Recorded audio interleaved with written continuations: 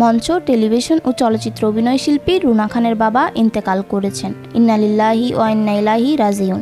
বার্ধক্যজনিত রোগে রবিবার দিবাগত রাতে মারা যান তিনি।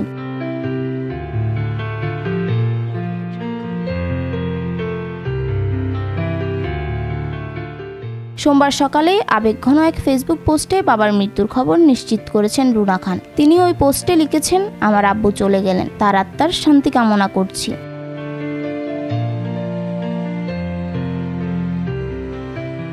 টাঙ্গাইলের মির্জাপুরের মসদই গ্রামে জন্মগ্রহণ করেন রুনা খানের বাবা ফরহাদ হোসেন। রুনা খানের বাবার মৃত্যুর খবরে শোক প্রকাশ করেছেন তার সহকর্মী ও অনুসারীরা।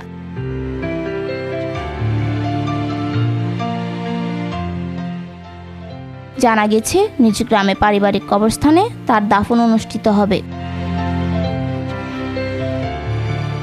News desk, Bangladhara, Chittagong.